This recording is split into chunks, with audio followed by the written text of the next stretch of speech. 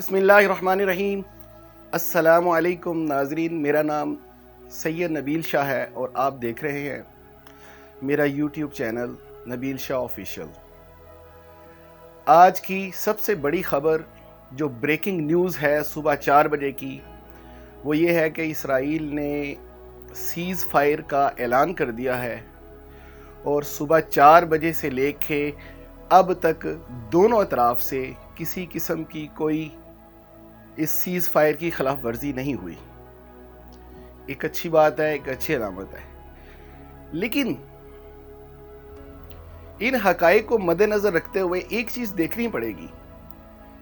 कि आखिर क्या वजह कि आया इसराइल ने अचानक कैसे अनाउंसमेंट कर दिया सीज़ फायर की। 3 बार सलामती कौंसिल के मजम्मती करारदार को अमेरिका ने वीटो किया इसराइल की वजह से, इसराइल के कहने से। और ये अचानक रातों रात तब्दीली कैसे हुई। इवन कल दोपहर की पार्लियामेंट से खिताब करते हुए नेतन्याहू ने अपनी पार्लियामेंट के खिताब में कहा कि हमने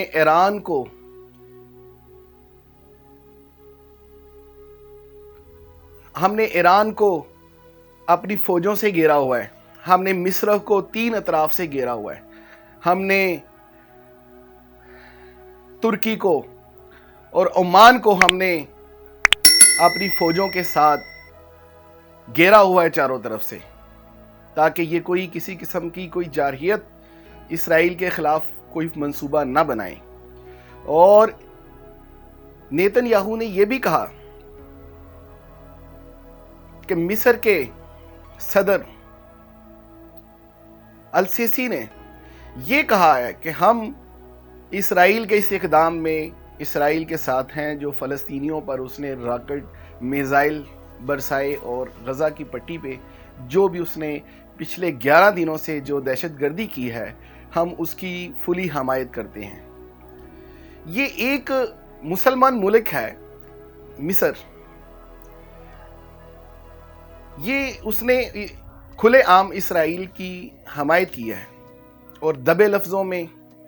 इसराइल की हमायत करने वालों में वो 40 ममालिक की इस्लामी फ़ौज के सरबराहान भी हैं, जिन्होंने गैर एलानिया तौर पर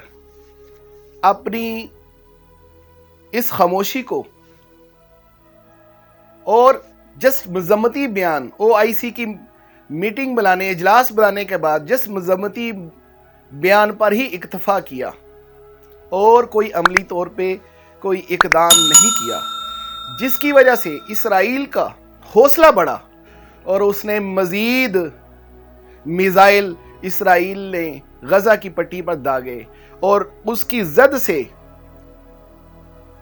ना कोई सरकारी इमारत बची, ना कोई मीडिया हाउस बचा, ना कोई स्कूल बचा, ना कोई हॉस्पिटल बचा। वहां पे सबको नेस्तो नाबूद कर दिया। चंद जगह ऐसी हैं जो बच गई, वो सिर्फ इस वजह से कि वहां पे इसराइल के मिसाइल फट ना सके,